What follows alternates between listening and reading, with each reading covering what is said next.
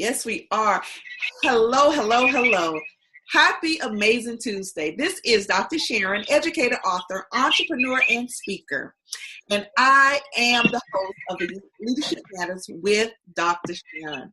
I'm so excited to have my guest. We've been trying to do this now for a couple of months, so we finally got it worked out. My guest is Sharif El-Mekki. He is the principal at Mastery Charter School, Shoemaker campus. He's also the founder and co-chair of the Fellow Black Educators for Social Justice. Fellow Black Educators for Social Justice. Yes, I said that correct. And so I would just like to say, Sharif, welcome to Leadership Matters with Dr. Sharon. Oh, thanks a lot. Thanks for having me. And thank you for your patience with a busy schedule. Absolutely. So we're able to coordinate. We are all busy, so I totally understand. I just gave just a very brief introduction for you, but I would love for you to take the time to share who Sharif really is and all the wonderful things that you do.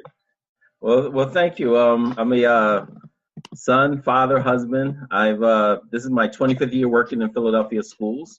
I was 15 years in the school district, and this is my 10th year at Shoemaker campus. I'm part of the Mastery Charter Network here in Philadelphia and Camden. And as you mentioned, we began an organization to support current and aspiring Black male educators called the Fellowship Black Male Educators for Social Justice. And yeah, that's where I am now.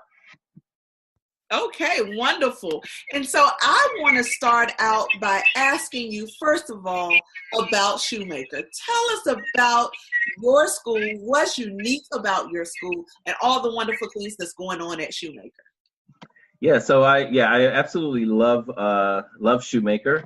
It's in the same community that I grew up in. It used to actually feed the high school that I graduated from. So it's a turnaround school, and this is our 12th year in existence. We started off as a middle school, and we kept adding a grade. At that point, the superintendent, Paul Vallis, had asked Mastery to partner with communities and turn around a series of schools that had been struggling for generations.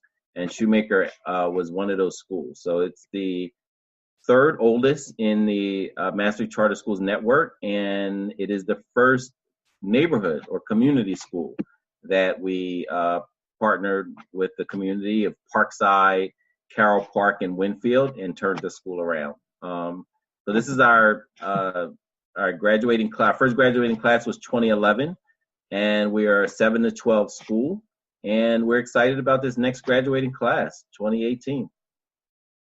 That is so exciting. And, you know, with the Charter Network, and you and I were actually talking before we went on live, what are some of the differences that you've experienced? Because you've been in just a public school, and now you're in the Charter Network, and you've sort of done the in-between. What are some of the differences that you have experienced now just being in the Charter Network?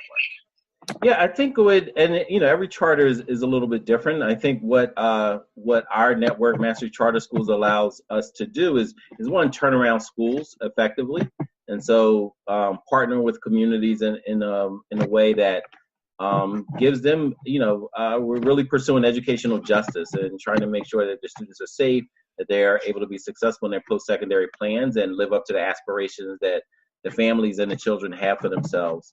I think what I've also found is just a even higher level of accountability, which we wholeheartedly embrace, but also the autonomy.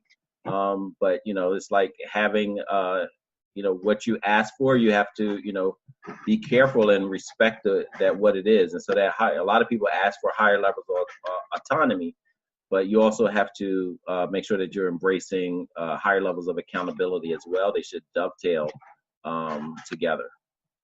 You're exactly right. And so now that you're in this turnaround school, and we know that there are challenges with a turnaround school, right? How are you really knocking down those barriers? Parent involvement, school culture, all of these things that plague turnaround schools. What are some of the things that you've put in place since you've been there, since 2008? So we're talking 10 years, right? Right. So that's an awful long, an awesome long time. How have you broken down those barriers? Yeah, I think one, we're just really, I think the partnership with families is probably the most important aspect of being a turnaround. If you're in a turnaround in Philadelphia, that means you're in the bottom 10% of schools. And so I don't even think it was like a lack of parental engagement. I think parents had just, grown so frustrated over the years. One, it was just building up trust. And so that they trusted, like, you know what, like, you're going to respect me, you're going to respect my child, and you're going to respect the partnership. And I think that, approaching it with a level of humility to say, like, you know what, we're actually here to serve, and we are here to partner. And I think that's has to be the foundation and the DNA of a turnaround, that you're coming in to provide a service. And you approach the work with humility and vigor, to really pursue those goals that families have. And I think that's how we started. And the second piece, I think, you have to have top talent. You have to make sure that it's everybody, not only the teachers, who obviously are the most important in our adults in our building, but also even everyone from the front desk staff to the custodial team. Like, everyone has to really believe in kids, believe in the work, and believe that they are there to serve. It's not a job. It is like, this is a mission. It's pretty much a lifestyle to work on behalf of children and families and communities. That leads me to my sole question that I'll always ask on this show. This is Leadership Matters. Why, in your opinion, does leadership matter? Yeah, leadership matters, I think, because things just don't get done without people stepping up to the plate. And whether it's a teacher leading a classroom, whether it's peers leading peers, and I think the leadership is where people say, like, you know what, I am accountable. The buck stops with me. And when you have leaders in your building, there's a whole lot less finger pointing. And it's a whole lot of, handshaking and lifting together. So, that whole idea of lift as you climb, it doesn't mean that, I'm leading and everyone just follow me. Like, leadership is far more dynamic than that. And often as a leader, you're actually a follower, and you're following, the team. You're receptive to feedback from a variety of stakeholders. And I think, the part of leadership, it's often people that aren't even pursuing it, but they have it within them. And I think part of our job is to look for those, find those, and elevate those leaders, whether they be students, staff members, whoever in the community. Exactly. And, right now, my current space in education is that of a leadership development coach. So how do you intentionally develop those around you, be it your assistant principals or perhaps teachers into teacher leaders, and then eventually moving them on up to administrators? Because I can imagine in 10 years, you've probably had some movement. So yeah. Some of it's painful. I support our leaders, and as some folks, it is sad to see them go because they meant so much to the community. But I also just believe that it's really important, and that's what was done for me as a teacher leader, assistant principal. Like, people were always invested in me, and so I think that's the number one, to really invest in folks, find out what their passions are, what they want to lead in, and also recognize and respect that there are different aspects of leadership. Like, leadership doesn't always mean that, oh, now I'm going to be an administrator. Some of the best leaders I've ever met were actually, they still teach, and they, but how they impact and how they influence, their sphere of influence goes well beyond their classroom. And they're actually, because they're such leaders, their students become leaders and their students impact. So it just becomes this ripple effect that can just have just this synergy throughout a building. And so that's really fun to watch. It's fun to support, and it's an honor to be able to support people on their path. As long as they're pursuing educational justice in a variety of different ways, I just really pledged to help them in any way that I can, whether it's modeling, whether it's advice, whether it's hey, yeah, show me how you did that. Some of it is really learning from them. So some really talented people around. I think that's a principal's number one job. It's a saying out there that good leaders don't create followers. They create, they support more leaders or something like that. I'm butchering it, but you get but you're exactly you get the gist of it. Exactly.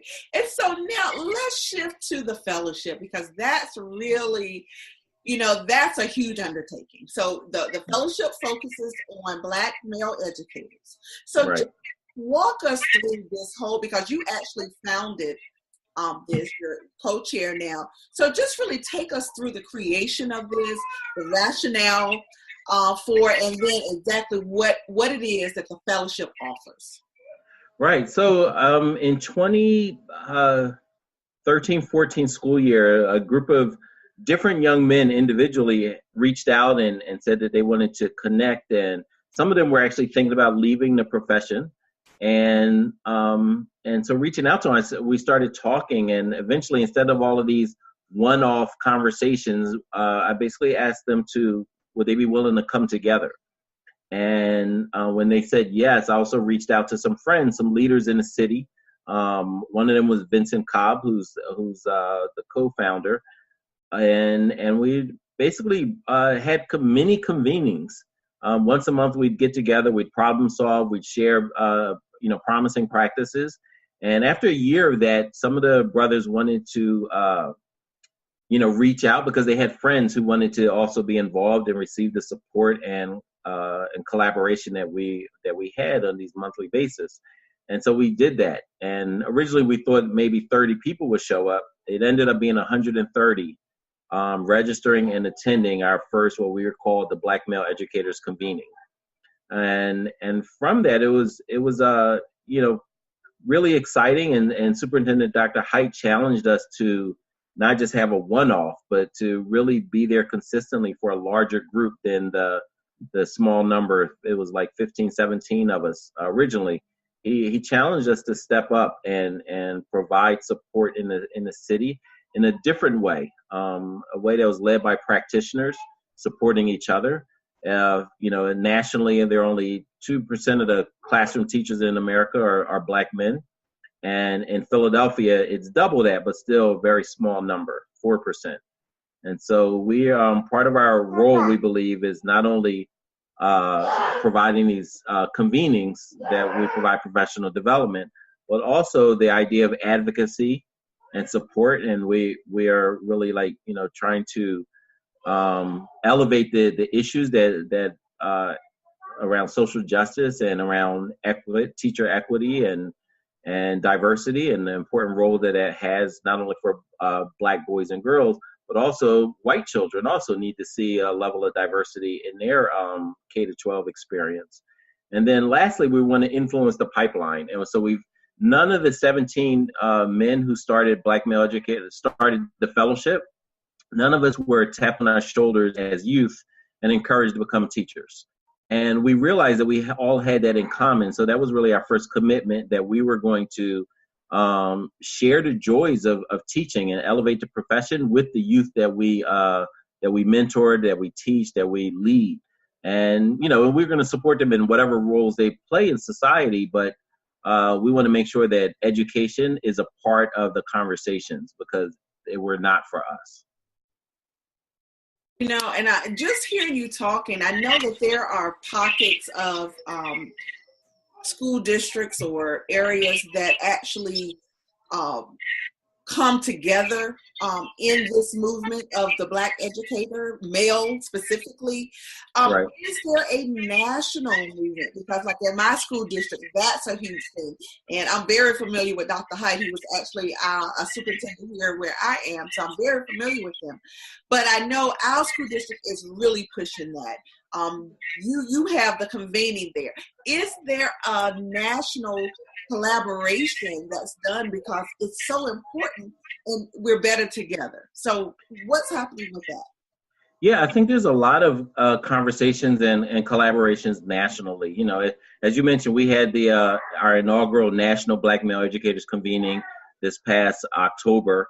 There were 700 plus people there 500 of them Black male educators that districts supported in getting here, and they were from as far as Seattle, Washington, and California and Texas, and met brothers from Nebraska and Oklahoma, so really from all over the country who came to Philadelphia last October. We're already making plans for next year's convening. But in between there we had this hashtag the day after, and really was just about talking about like what are different ways that people were left inspired, and not that they weren't doing any things before, but that they were redoubling their efforts or making recommitments to push the diversity and support students. But at the end of the day, what we're really collaborating around is educational justice, and what are all the different ways that social justice can be pushed and addressed through our classrooms and schools. So one project that we're collaborating nationally, where there's a group here in Philadelphia, Caucus of We and Teachers Action Group, and many others. We are supporting and helping with the National Week of Action for Black Lives Matter in schools. And so that will be February 5th through the 10th. And there's cities, schools, districts all around the country who are going to collaborate with the Black Lives Matter movement in our schools for that week, February 5th through the 10th. And of course, like any month, February is Black History Month, but really every month is Black History Month, and every week is Black Lives Matter week. So making sure that we are raising the consciousness level, making sure that educators are approaching the work with the equity and justice lens, not just, oh, I'm here to teach. No, you're here to help raise freedom fighters and help address inequities that have been involved in public education ever since its founding. Wow, and I would be remiss if I did not really dive into Black Lives Matter just a little bit. Sure. You brought it up, and so really with the whole movement of Black Lives Matter, how has that impacted education? Yeah, I think in many ways, when you're talking about Black Lives Matter, you're talking about youth, you're talking about the children, and we're talking about, this struggle is really a continuation that happened from our forefathers, and we stand on their shoulders, and we have to continue to do that. But the idea of Black Lives Matter, we're talking about things like police brutality. We're talking about the over-policing in schools. We're talking about the marginalization of children. We're making sure that students are able to connect the dots between the Philadelphia protests, when over 3,500 high school students walked out of class, the protest only to be attacked by Frank Rizzo and the police department of Philadelphia. That was in 1967. And we see that, 50 years later, these things are still occurring.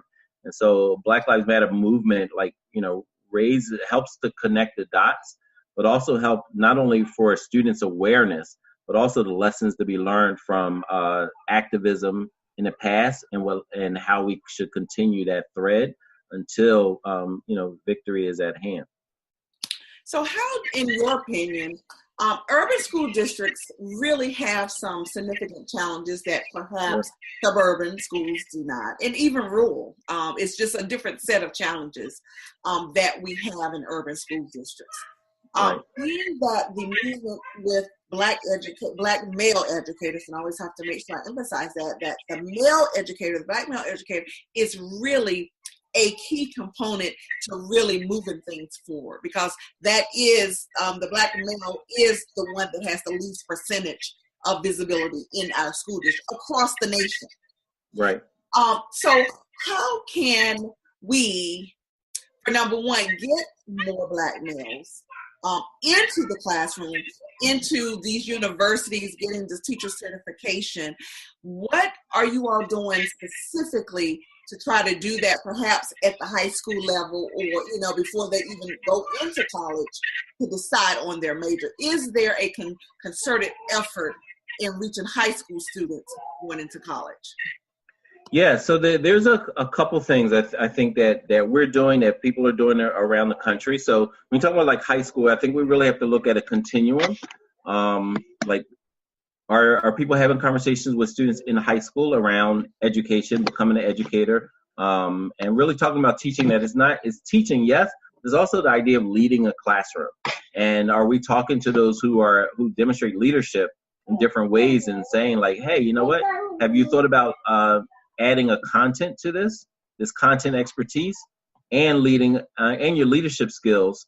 And if you have relationship building, those are the three legs to the stool in order to do that. But then we're also having conversations with college students and potential career changers, but just not waiting until you graduate from college before someone says, hey, have you ever considered leading a classroom?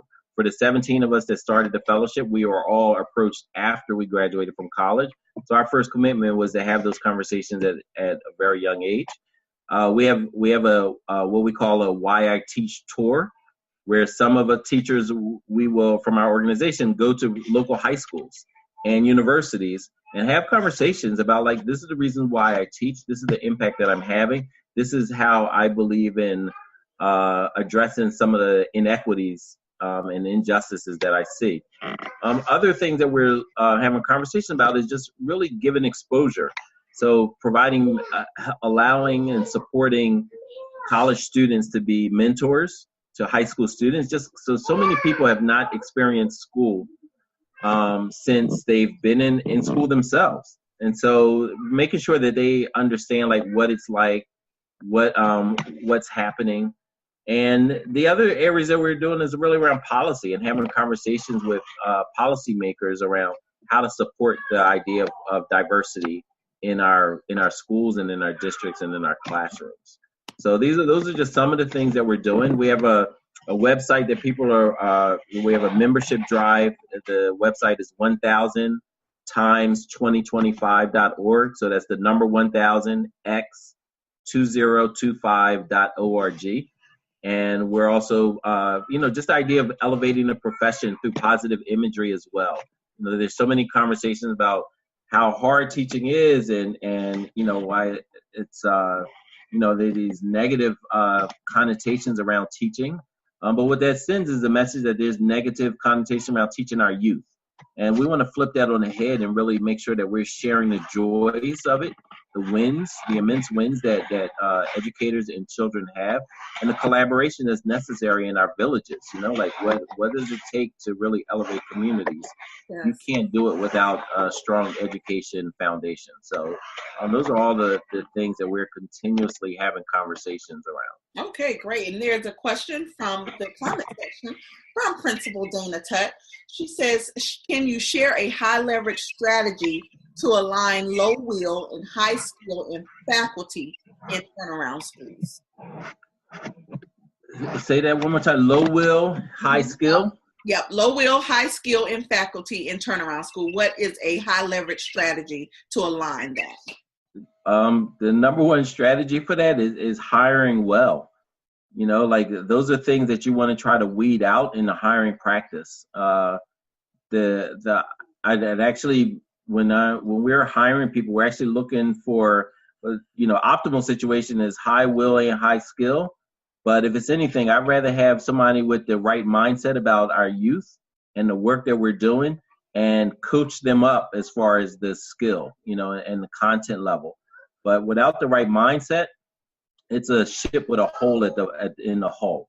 Like you just, that's pernicious, it's contagious, and it does real damage to students. And we talk about this a lot. Like we don't just want more Black men. We want men who are conscious, high levels of consciousness, and with a social justice and equity framework as they're approaching this work.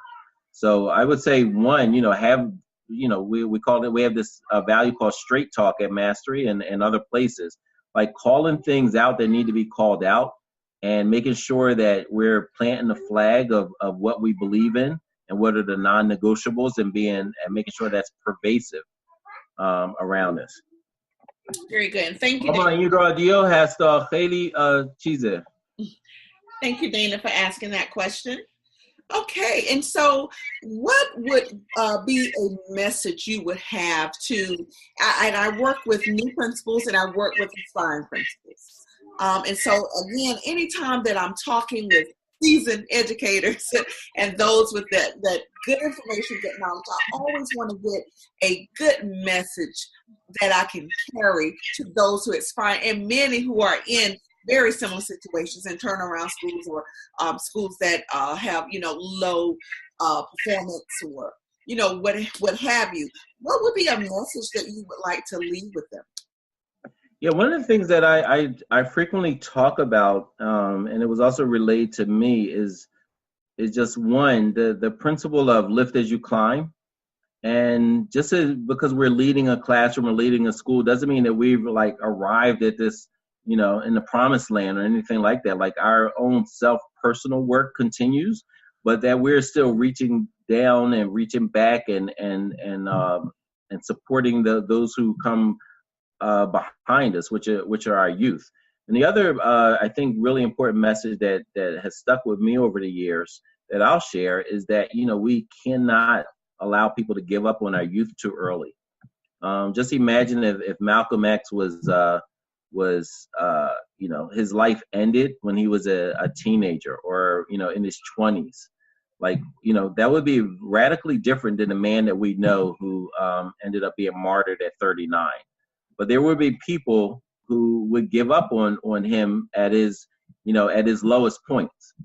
And that's what we have to make sure that we are bolstering our community to not do, and finding ways to support everybody, because you don't know who these youth will turn into, evolve into. We don't know, and too often we don't know their struggles, we don't know their backgrounds, but we're as educators we're often too quick to judge. And so not only do we have to protect our children from that, externally as well as internally. Thank you so much. And where can individuals follow you professionally? Are you on Twitter? Do you have a professional following on Facebook? Where can they follow you? Yes, I'm on Twitter. It's at El-Mekki, first initial, last name, Selmekki. On Twitter, Facebook, just my name, Sharif El-Mekki. I don't have a professional one, but the fellowship is also on Instagram and Twitter. Our Twitter account is at BMEC Fellowship, and we are also on Facebook as the Fellowship, Black Male Educators for Social Justice. Okay, awesome. 2 more questions came in for you, so let me ask real quick. So Vanessa Gibson says, it's important to view our children's mistakes as learning opportunity. Actually, it wasn't a question, it was just the comment. It was an affirmation statement, the exclamation point. Yeah, that's right. But Principal Tut does have a question. She says, what should female principals do to ensure we are engaging and meeting the needs of Black male teachers? Their voice is often silent in schools full of women. Great question. Yeah. Great question. This is something that we've actually been working with principals on as well. I think we've talked to principals and say like, oh, I support that one Black male teacher that I have in the building, and we're like, how? When and when they describe the support, it's not that they're not being supportive, but we're saying like, you have to be even more proactive.